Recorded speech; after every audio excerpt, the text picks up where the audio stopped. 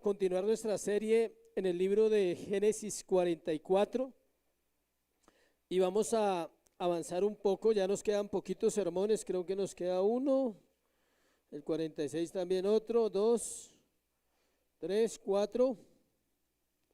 Nos quedan como 7, 8 sermones para terminar esta serie hasta Génesis 50.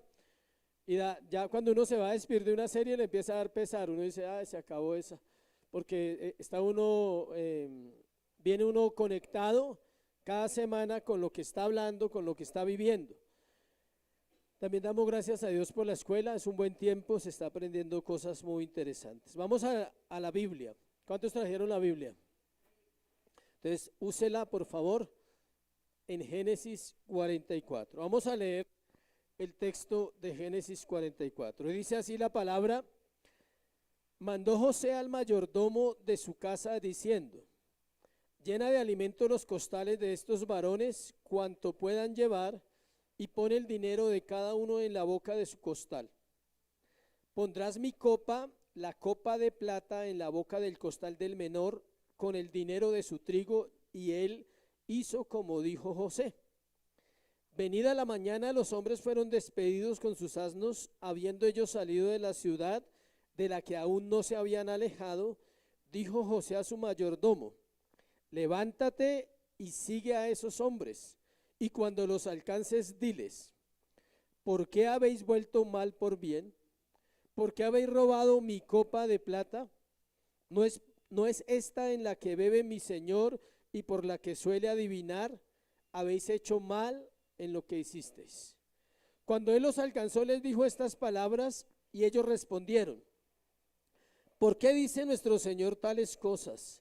Nunca tal hagan tus siervos. He aquí el dinero que hallamos en la boca de nuestros costales, te lo volvimos a traer desde la tierra de Canaán.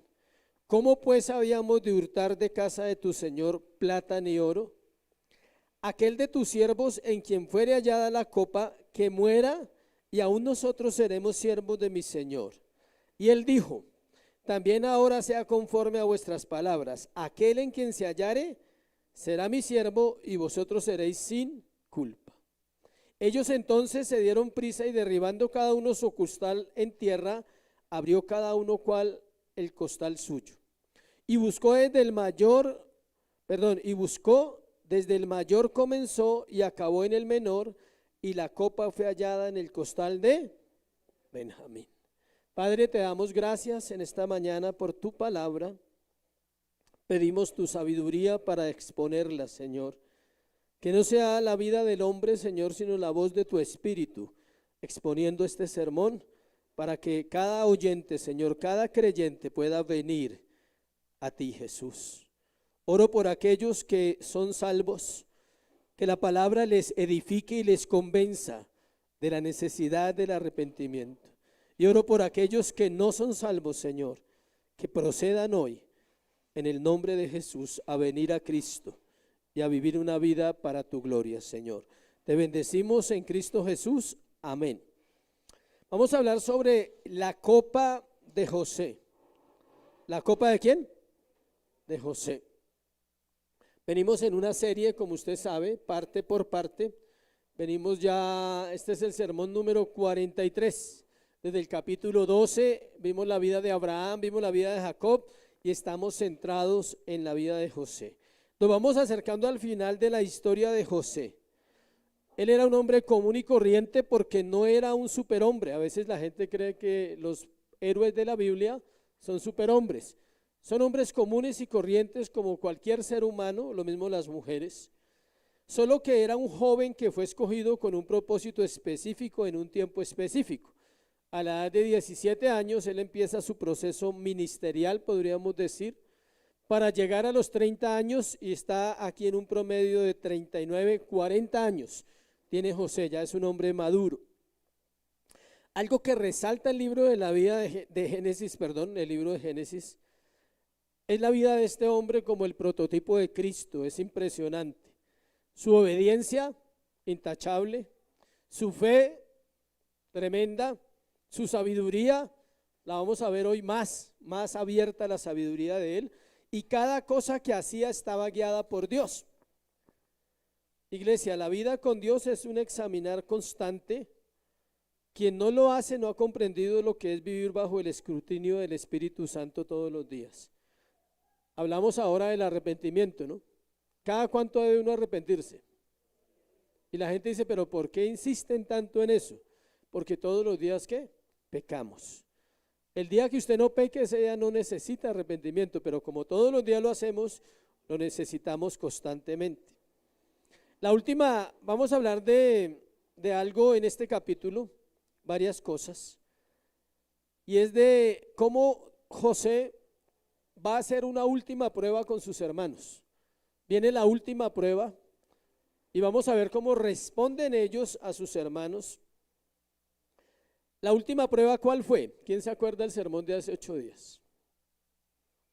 Para que no se confunda, lea el versículo 34 del capítulo 43. José tomó viandas de delante de sí para ellos, mas la porción de Benjamín era 5 veces mayor que cualquiera de la de ellos, y bebieron y se alegraron con él. ¿Cuál fue la última prueba que le puso a sus hermanos? Los celos, para ver si se comportaban igual que con José, a ver si lo iban a dejar botado, lo iban a abandonar, pero esta vez pasaron la prueba. Vamos a ver si pasan esta, que esta es más dura. Esta prueba final es más dura. ¿Por qué? Porque ellos van a mirar su propio corazón como debe ser. La última prueba fue la de los celos, salieron victoriosos, pero esta los va a acercar más a encontrarse con el hermano que habían vendido años atrás. La prueba te acerca a tu hermano. ¿A cuál? A Jesús. Recuerda que Jesús es ¿quién? Tu hermano mayor. Y es Dios. Pregunta, ¿estás preparado para encontrarte con el hermano que vendiste hace 2000 años? Porque a él lo vendimos nosotros. No sé si a usted se le ha olvidado esa parte. ¿Estás preparado para encontrarte con él?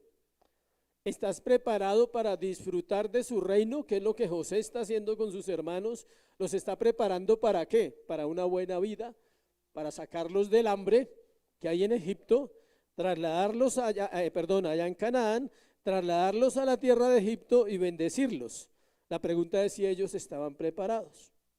Antes de llegar a ese día, todos los creyentes seremos probados en nuestra fe, en nuestra integridad. Cada situación de la vida hace parte del caminar en una eternidad que ya empezó. La fe, la prueba de la fe no es si tú vienes a la iglesia o no vienes, si tú lees la Biblia o no la lees. No, esa no es la prueba de la fe. La prueba de la fe es la vivencia diaria. ¿Cómo es tu vida en tu trabajo? ¿Cómo es tu vida en tu casa? Si eres esposa, esposo, si eres jefe, si eres empleado. ¿Cómo es tu vida? ¿Está bajo los principios divinos o sigue viviendo el hombre viejo en tu corazón? En este capítulo vamos a ver también la providencia divina, cómo Dios a través de José dirige todos los movimientos. Cada paso lo va moviendo hacia algo que él tiene que hacer. Y la importancia de restaurar la relación con nuestros hermanos. Ese es el fin de José. Y vamos a ver a un hombre que se está volviendo especial, que se llama Judá. Ya hemos visto varias cosas de él y cómo aquí toma el lugar de ¿qué? De intercesor, por su hermano menor llamado Benjamín. Y otro punto que vamos a mirar o que está en la historia, hombres siendo transformados por el poder de Dios en circunstancias que viven. ¿Quiénes? Los hermanos de José. Están siendo transformados. No sé si usted va conmigo en la historia, pero cada semana hemos visto cómo ellos han dado muestras de ¿qué? De cambio. Podríamos decir que están dando muestras de ¿qué? De arrepentimiento. Están reconociendo poco a poco su pecado, están reconociendo poco a poco su maldad. Entonces vamos a ver la primera parte, se llama la prueba. Vamos a ver del versículo 1 al versículo 10, la prueba. Recuerde, si usted no ha venido a la iglesia o apenas está empezando, que predicamos expositivamente. ¿Qué es expositivamente? Versículo por versículo vamos explicando qué quiere decir, dónde estaban, qué pasó. Entonces vamos al versículo del 1 al 10. Antes de entrar en el versículo 1, recordemos que la mente de José es una mente brillante, una mente sabia. Dios le ha dado sabiduría para interpretar sueños. Dios le ha dado sabiduría para administrar. Recordamos que administró primero ¿qué? Las cosas de su padre, porque él era el encargado, tenía una túnica especial. Luego administró las cosas ¿de quién? De Potifar, la casa de Potifar. Luego administró la cárcel y ahora está administrando ¿qué? El país. Note la preparación, ¿no? ¿Dónde empezó a formarse? En la casa, con su papá. Allá empieza la formación de los muchachos. ¿Dónde? En la casa. Allá le enseñaron a administrar, porque él no era igual a sus hermanos. Entonces este hombre con tanta sabiduría de Dios no hace cosas por hacerla.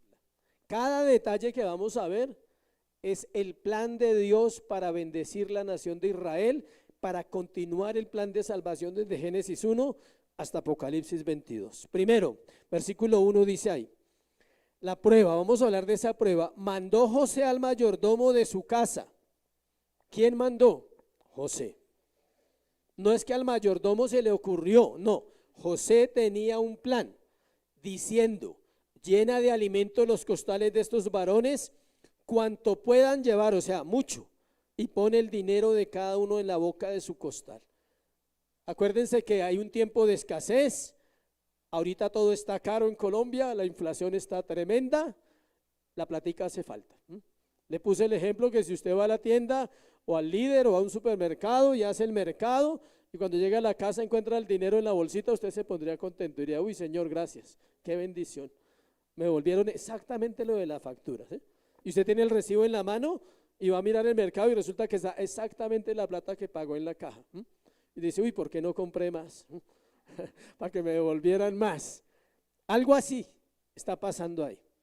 José es consciente de la necesidad, pero esto no tiene nada que ver con que Israel, o sea, Jacob, no tuviera plata, sino esto hace parte de la prueba que él está llevando a sus hermanos.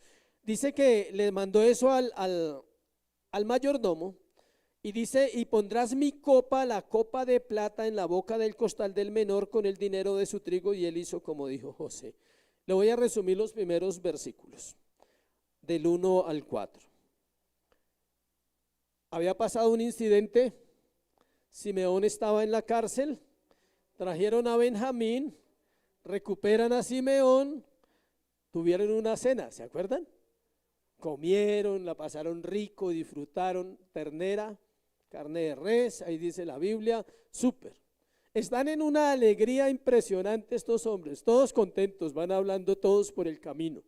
Salen de donde José y se van y dicen, uy, al fin, llevamos a mi hermano, vamos a dar una alegría a mi padre.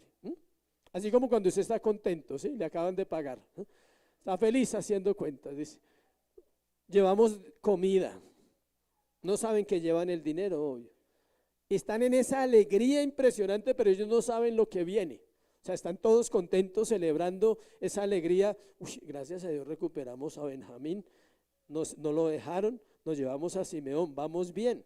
Volvimos a llevar comida, le devolvimos la plata, ¿se acuerda? Que le habían dado la plata, le devolvimos la plata para que no digan que somos miserables, ¿sí? Que somos pobres. Eso estaban en la plenitud. Versículo 3. Venida la mañana, los hombres fueron despedidos con sus asnos, eso es lo que le estoy narrando.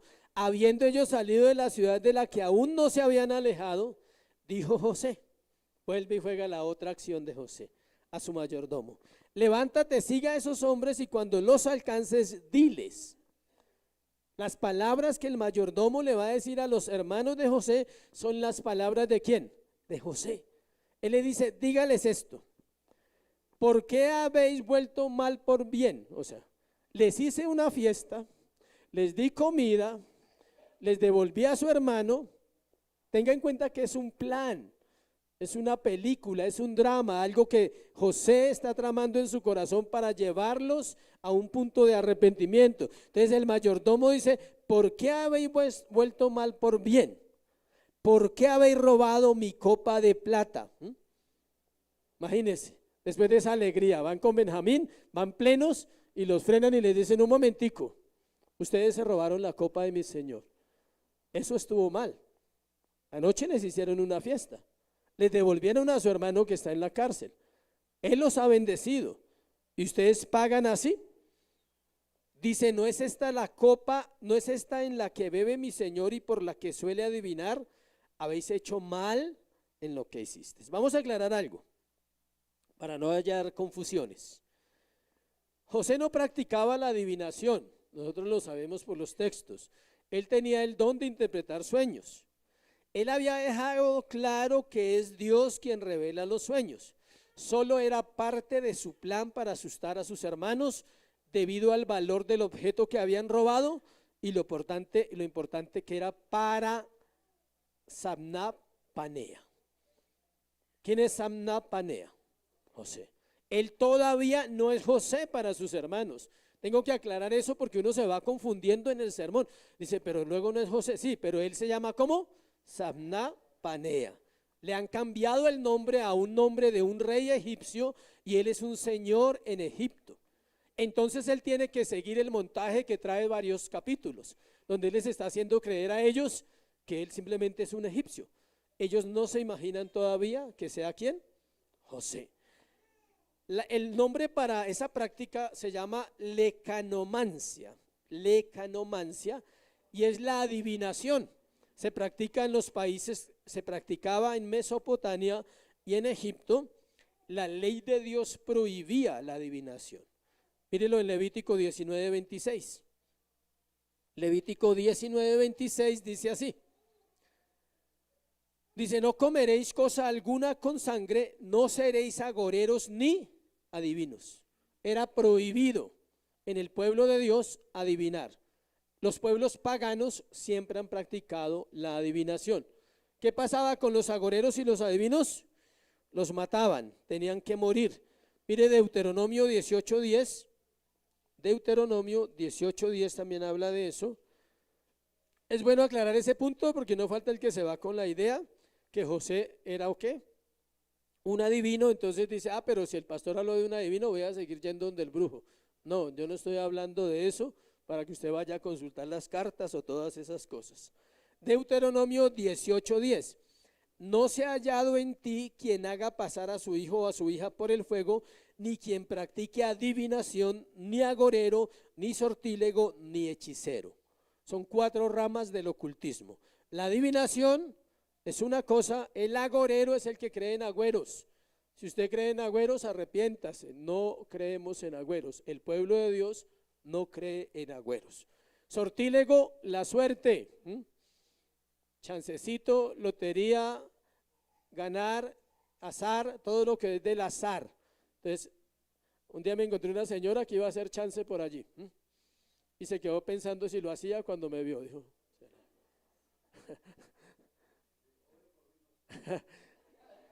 no, era que yo estaba en el mismo sitio, pero no estaba haciendo chance, claro.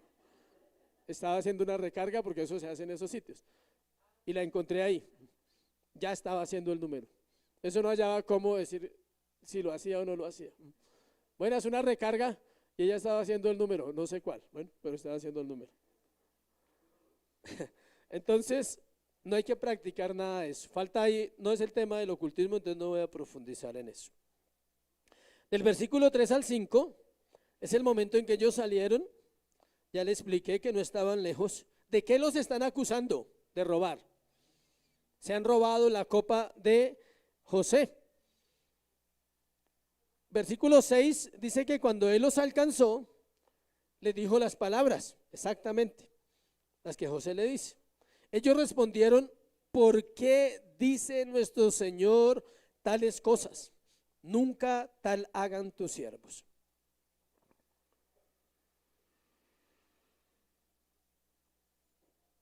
Ellos están seguros de su integridad. Responden que jamás serían capaces de hacer eso de lo que se les está acusando.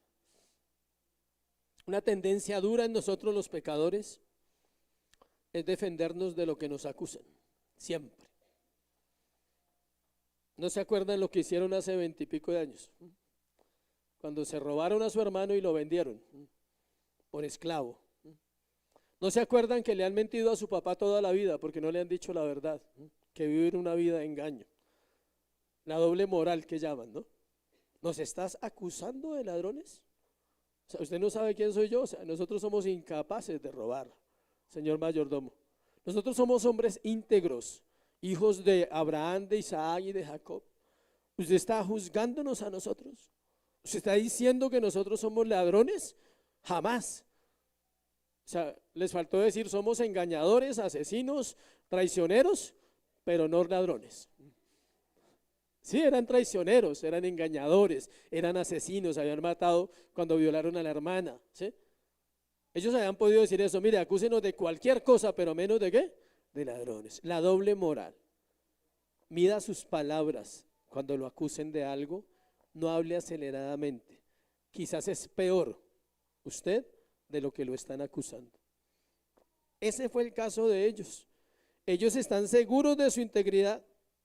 Dicen jamás, jamás, ninguno.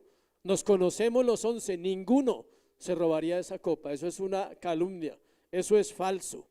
Le dicen al mayordomo que ellos devolvieron el dinero. Mire cómo empiezan a justificarse.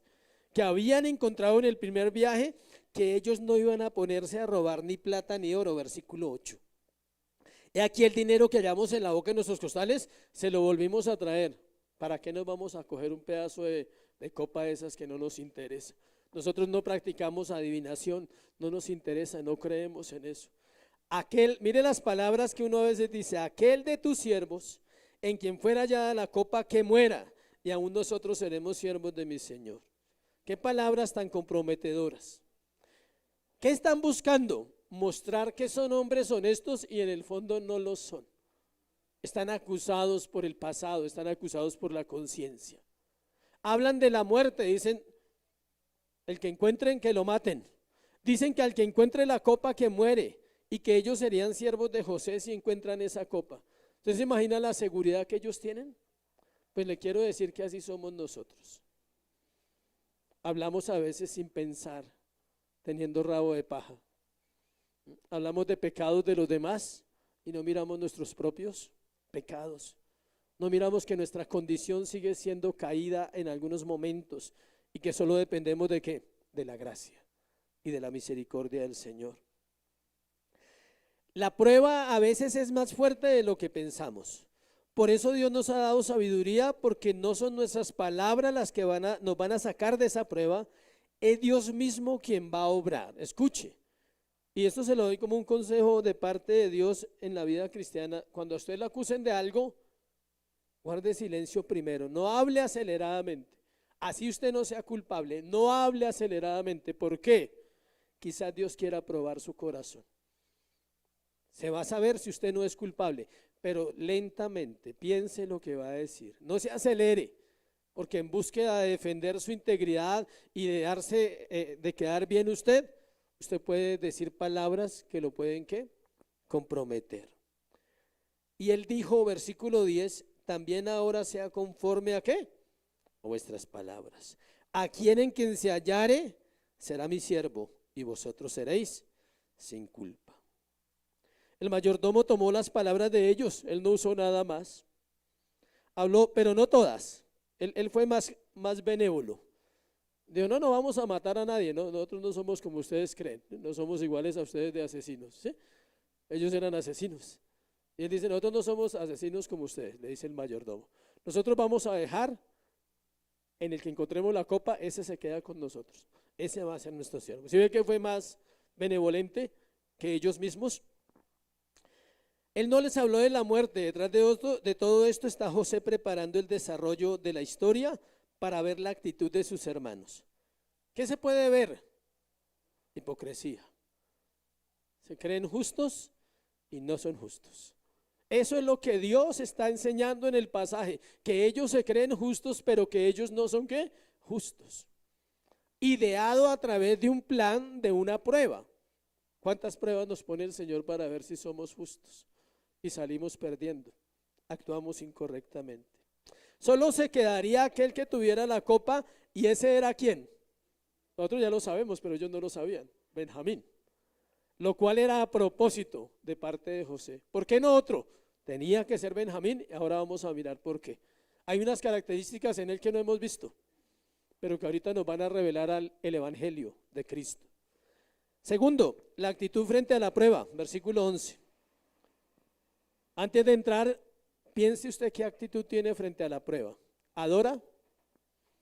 ¿Exalta al Señor? ¿Le sirve? ¿O viene la prueba y se desanima? Ya cambia la situación. Ellos entonces se dieron prisa y derribando cada uno su costal a tierra, abrió cada cual el costal suyo. Imagínense la escena de esos 11 desesperados, ¿sí? Por mostrar su inocencia. ¿Sí? Le tengo una pregunta o le tengo un consejo. Tenga cuidado cuando abra su costal. ¿Sí? Puede que encuentre pecado en él. ¿Sí? Tenga cuidado cuando abra el costal. No se dé prisa en abrirlo. No se dé prisa. Y no crea que va a estar limpio. Ahí estaba en el costal, ¿qué? La prueba. Tenga cuidado cuando abra su costal. O escarbe un poquito más si no ha escarbado y va a encontrar la copa. Va a encontrar aquello de lo cual se le acusa. En este caso, se dieron prisa, me imagino todos corriendo. Abran eso rápido. Vamos a mostrarle a este señor que nosotros somos personas ¿qué? Íntegras, honestos, hijos de Dios. Nosotros somos hijos de Jacob y no vamos a permitir esa afrenta. Dice la importancia de medir las palabras, porque ellos van a quedar amarrados en sus propias palabras. Están tan seguros de su inocencia que por eso el versículo dice, ¿se dieron qué? Prisa, como diciendo no tenemos nada que esconder. La sorpresa fue tan grande cuando en el costal de Benjamín se halló la copa. Si alguien seguro no había cogido la copa, ¿era quién? Benjamín. Había posibilidades que los 10 hubieran cogido alguno la copa, pero el menos corrupto de todos era ¿quién? Benjamín. Él se crió de manera diferente a ellos. Buscó desde el mayor y comenzó y acabó en el menor. Y la copa fue hallada ¿en quién? En el costal de ¿quién? De don Benjamín. Versículo 13, entonces ellos rasgaron sus vestidos y cargó cada uno su asno y volvieron a la ciudad. Ahorita hablamos de eso, en el arrepentimiento. Rasgar los vestidos, echarse ceniza, volverse en silicio. Aquí hay una actitud de arrepentimiento en los hermanos, una verdadera actitud. Empiezan a sentir dolor, empiezan a experimentar esa lucha interna de decir, algo está pasando acá que no está en orden. Esta expresión es muy usada en el Antiguo Testamento y significa eso, ira, rabia, dolor, impotencia. ¿Sí? ¿Se ha visto cuando alguien bota algo al suelo y lo pisotea así? Ahora hace así la gente. ¿Sí? Don Ramón cuando botaba el gorro y lo pisaba, algo así. ¿Sí? O cuando usted tiene que empuñar, morderse los dientes y decir es que no puedo hacer nada. Esa es la actitud de ellos en ese momento, una actitud de mucha confrontación con su propia vida. Lo peor que les podía pasar a ese grupito era que fuera Benjamín. Era mejor cualquier otro, pero preciso tenía que ser el que el papá reclamaba más, el menor, Benjamín. No podemos volver a casa, les toca agachar la cabeza y volver a la ciudad, versículo 14. Versículo 13, ahí dice, y volvieron a la ciudad. Note dónde empezamos, esa alegría, ese gozo. Vamos para la casa con Benjamín y con nuestro hermanito Simeón, completicos, con trigo, bendecidos, contentos. Al fin pasó esta etapa de nuestra vida. Les toca volver a la ciudad, avergonzados, ir a poner la cara. Vino Judá con sus hermanos a casa de José, que aún estaba allí, obvio, él está ya esperando. Se postraron delante de él en tierra. ¿Cuántas veces se han postrado desde que lo conocen? Hartas. El cumplimiento del sueño de José, literalmente. No sabían qué decir, no sabían cómo justificarse. Esta escena es muy interesante. Esta es la escena de los pecadores cuando lleguen al juicio. Se postrarán delante de ¿quién? Del Señor. ¿Y sabe qué podrán decirle? Nada. Porque como los hermanos de José hasta ese momento son ¿qué? Culpables. Son culpables de haberse robado la copa. Saque de su cabeza que es una trama. Son culpables. En la realidad los pueden matar por eso. Pero son culpables de haber robado. Los pecadores somos culpables y un día nos vamos a postrar ante Cristo y vamos a quedar como los hermanos de José. No sabemos qué decirle. Está la prueba, está la copa y está la prueba, nuestro pecado. El pecado que no ha sido borrado testificará contra aquellos que estén delante del Señor ese día. Versículo 15. Les dijo José: ¿qué acción es esta que habéis hecho? ¿No sabéis que un hombre como yo sabe adivinar? Todo es parte de la trama, ¿no? ¿Por qué se robaron mi copa? Si es lo que yo utilizo, les está diciendo en otras palabras. O sea, ¿ustedes pensaron que se iban a ir y que yo no me iba a dar cuenta? Tan pronto vine a desayunar me di cuenta que la copa no estaba y supuse que fueron ustedes. Y le dije a mi mayordomo que fuera a buscarlos y preciso, no me equivoqué. ¿Sí ve? Está diciéndoles que él sabe adivinar, les está dando esa apariencia de egipcio. ¿Sí ve? No me equivoqué, yo sabía que eran ustedes, por eso los mandé traer, porque yo uso esa copa para adivinar. Eso es lo que están viviendo los hermanitos hermosos. Versículo 16. Entonces dijo Judá: ¿qué diremos a mi señor? Cero excusas. ¿Qué hablaremos o con qué nos justificaremos? Dios ha hallado la maldad de tus siervos. He aquí nosotros somos siervos de mi señor, nosotros y también aquel en cuyo poder fue hallada la copa. Qué quebrantamiento, ¿no? Qué confrontación. ¿Sí hasta dónde los llevó? Al extremo. Ya no pueden alegar, ya no pueden decir, no, pero esto es injusto, esto es una trampa. Nos tendieron una trampa, nos están haciendo algo para que nos quedemos acá. No, ellos ya no pueden decir nada. Hágase esta pregunta. Ellos se conocen muy bien todos. Y les repito, si algo tenían los hijos de Jacob que no eran, era que no eran ladrones, eran trabajadores. Podían ser lo que fueran, ¿sí?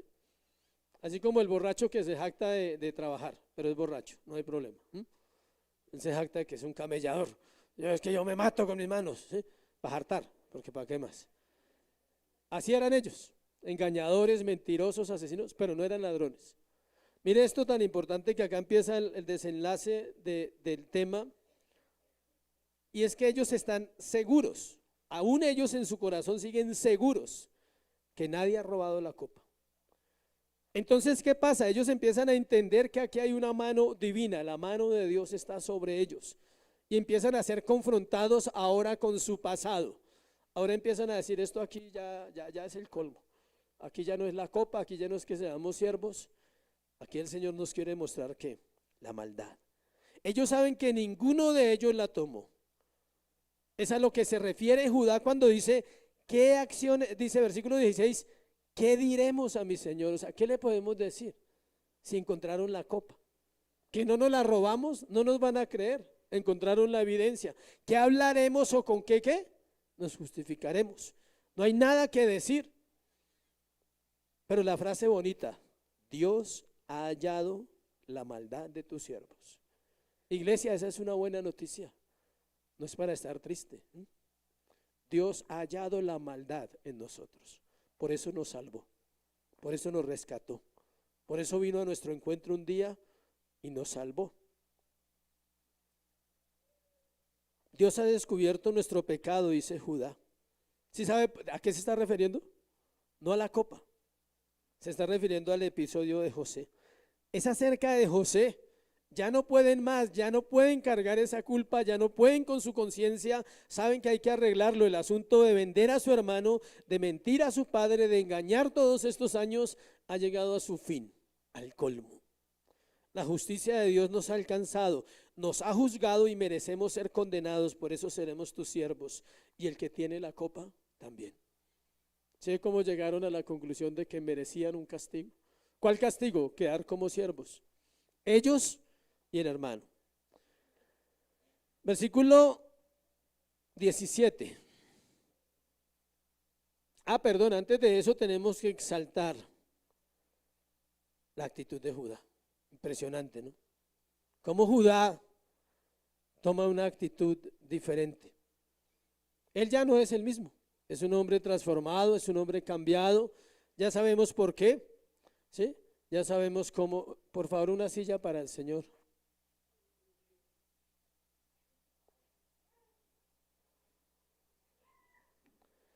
Judá es un hombre transformado, es un hombre cambiado. Aquí es la primera vez que José ve a sus hermanos rotos. Aquí los ve quebrantados por primera vez, reconociendo sus faltas. Es el primer paso para la salvación. ¿Cuál? Reconocer el pecado, ya lo vimos. Escucha esta frase: el primer paso para ir al infierno es creer que tú mereces el cielo. Y el primer paso para ir al cielo es reconocer que mereces el infierno. Se la voy a repetir para que no se le olvide. El primer paso para ir al infierno es creer que tú mereces el cielo. El primer paso para ir al cielo es reconocer que mereces el infierno. Es la única manera como podemos empezar. Hubo dos ladrones en la cruz. ¿Cuál fue al cielo? El que reconoció su pecado. El otro dijo: tú que dices que eres Dios, sálvate, bájese de esa cruz y haga algo. Él nunca reconoció su pecado. Fue orgulloso y arrogante y por eso fue condenado, y en el juicio lo veremos a ambos. Vamos a ver al uno en gracia y al otro condenado. Tercero y último, Judá intercede por Benjamín. Versículo 18 al versículo 34. Judá intercede ¿por quién? Judá le cuenta todo a José.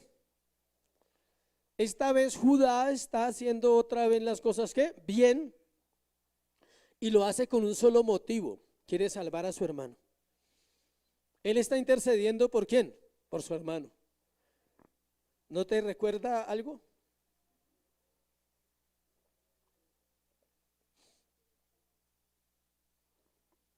A nuestro intercesor. Él está intercediendo por sus hermanos, Jesús. Yo me imagino la mente de Judá y la mente de esos hombres diciendo: ¿por qué no intercedimos por José hace 20 y pico de años?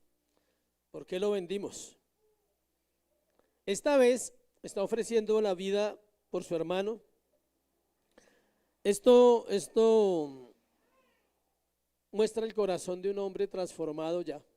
Judá ya es un hombre nacido de nuevo en ese momento, según los estudios.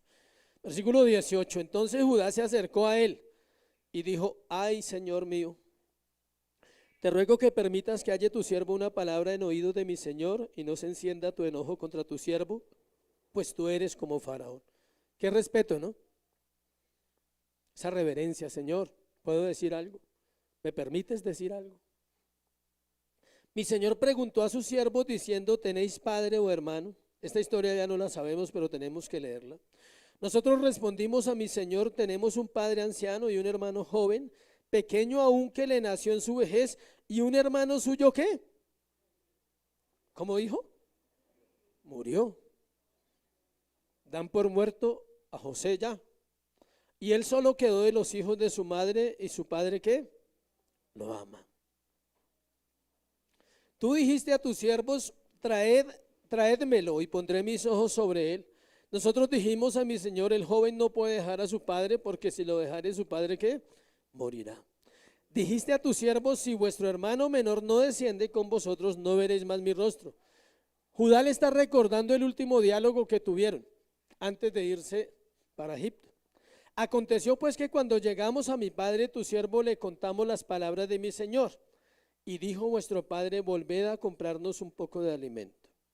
Nosotros le respondimos: no podemos ir. Si nuestro hermano va con nosotros, iremos, porque no podremos ver el rostro del varón si no está con nosotros nuestro hermano el menor. Todo eso ya lo vimos nosotros. Tranquilo que ya llegamos al desenlace. Entonces tu siervo, mi padre, nos dijo: vosotros sabéis que 2 hijos me dio a luz mi mujer, o sea, Raquel. ¿Cuáles hijos? Benjamín y José. El uno salió de mi presencia y pienso de cierto que fue despedazado, y hasta ahora no lo he visto. Ahí está el corazón de Jacob. Y si tomáis también a este delante de mí y le acontece algún desastre, haréis descender mis canas con dolor al Seol. Ahora pues, cuando vuelva yo a tu siervo mi padre, si el joven no va conmigo, como su vida está ligada a la vida de él, sucederá que cuando no vea al joven morirá, y tus siervos harán descender las canas de tu siervo nuestro padre con dolor al Seol. como tu siervo salió por fiador del joven con mi padre diciendo, si no te lo vuelvo a traer, entonces yo seré culpable ante mi padre para siempre. Te ruego por tanto que quede ahora tu siervo en lugar del joven por siervo de mi señor, y que el joven vaya con sus hermanos. Porque ¿cómo volveré yo a mi padre sin el joven? No podré por no ver el mal que sobrevendrá a mi padre. Le voy a desenlazar todos esos versículos. Judá habla con José y le cuenta toda la historia otra vez, le repite todo lo que ya leímos. Escuche los detalles de la historia. No están ahí, pero tenemos que encontrarlos para ver el evangelio en esa última parte de la intercesión de Judá por su hermano. Él deja claro que él está dispuesto a quedarse, pero que suelten ¿a quién? A Benjamín. Miren los detalles. Los hermanos culpables están liberados. El hermano inocente es retenido. El inocente fue declarado culpable. Y nosotros fuimos declarados ¿qué? Libres. ¿Sí ve por dónde va la historia? Una copa escondida ha sido hallada. Es la copa de la gracia.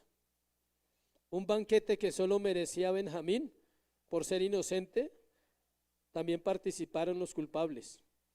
Están invitados a las bodas. Los culpables están invitados a las bodas. ¿A cuáles bodas? A las del Cordero. José es sacrificado por sus hermanos. Por todo lado de la historia está el pan, está la copa, está el vino. La ira ha sido escondida y él se tomó la copa de la ira y nos dio la copa de ¿qué? De la gracia. Por todo lado de la vida de José está ¿qué? El pan. Están en Egipto, el trigo. Y por todo lado está el vino. La noche anterior tuvieron una ¿qué? Cena. Antes tuvieron una cena con sus hermanos. ¿Cuántos habían en la cena? 12. 11 o 12. 12. ¿Cuántos apóstoles habían en la última cena? Y Dios. Dios estaba en la cena de los hermanos de José. Claro. Él está allí. José está pasando la ira que debería tener por sus hermanos porque lo vendieron, porque fue esclavo, porque estuvo en la cárcel. El único que debería ser invitado a las bodas del Padre es Jesús. Nosotros deberíamos beber la copa de la ira, pero estamos invitados, recuerde.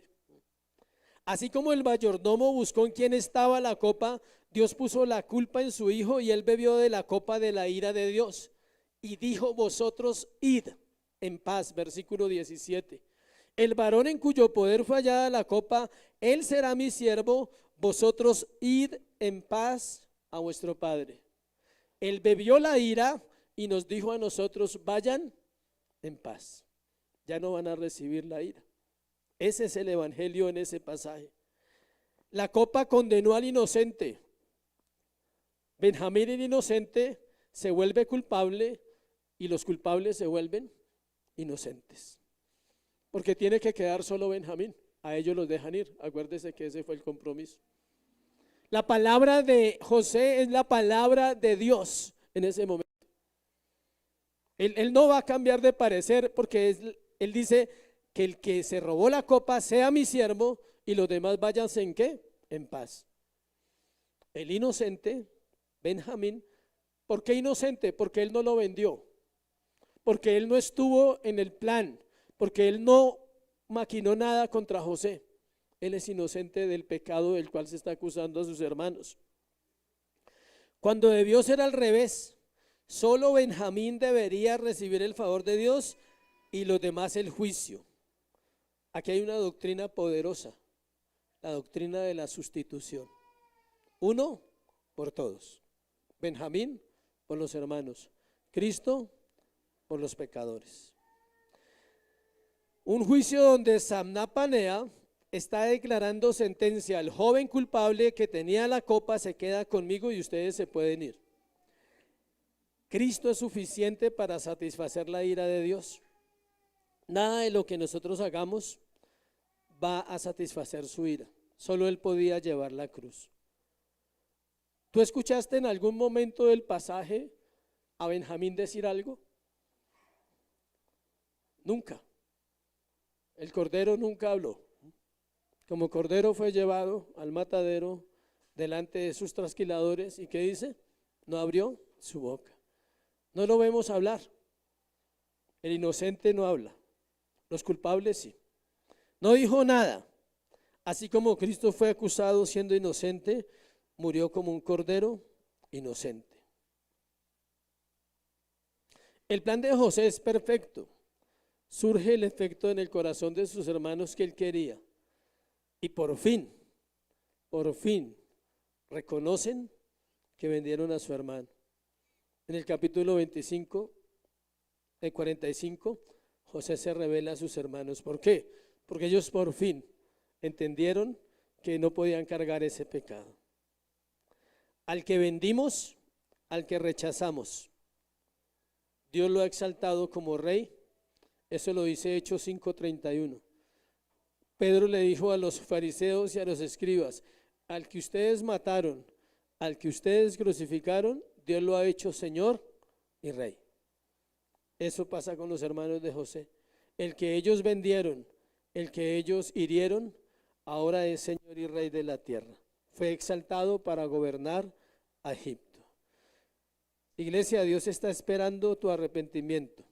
Contra aquel que crucificamos y que vendimos, fueron nuestros pecados los que llevaron a Cristo a la cruz. Por eso debemos ser agradecidos de todo lo recibido. Si Él vivió nuestra muerte, Él quiere que vivamos su vida. Él vivió nuestra muerte para que nosotros, ¿qué? Vivamos su vida. Amén. Ese es el evangelio. Cómo hermosea la escena, cómo cambia la historia. No es una historia más. No es la historia de que se robaron una copa. Por eso te decía, escarba en el costal y encontrarás la evidencia del pecado, que era la copa. Esa copa es la copa de gracia que José extiende a sus hermanos, porque él sabe que ellos son culpables de haberlo vendido a él. Y él podía cobrarles, tenía todo el poder, como lo tiene Dios para cobrar a sus hijos. Pero no lo hace, porque les ama. Miremos las aplicaciones para el día de hoy. Que podamos decir: Dios ha hallado la maldad de tu siervo. Que hoy tú puedas entender eso con lo que conectamos esta mañana del arrepentimiento. Dios ha hallado la maldad en mí. Confiésala y apártate. Y simplemente Dios viene con gracia y misericordia. Otra aplicación: debo esforzarme por vivir en la gracia. Mi tarea es esa. Ya la recibí, no la voy a recibir, ya me la dio. ¿Cuándo me la dio? Cuando me dio la oportunidad de conocerlo, me dio la oportunidad de la gracia. Y lo último, esta semana practica el agradecimiento por no recibir la ira merecida. Esta semana, en tu oración personal, aplica eso. Dile: Señor, quiero esta semana todos los días recordar que no me condenaste, aunque era culpable. Quiero recordar que tú llevaste la ira que yo merecía. Quiero recordar que aunque me robé la copa, no me condenaste. Que aunque yo debía beber esa copa, tú me diste otra copa diferente. Y es la gracia de Jesús. Amén. Ponte sobre tus pies y vamos a orar.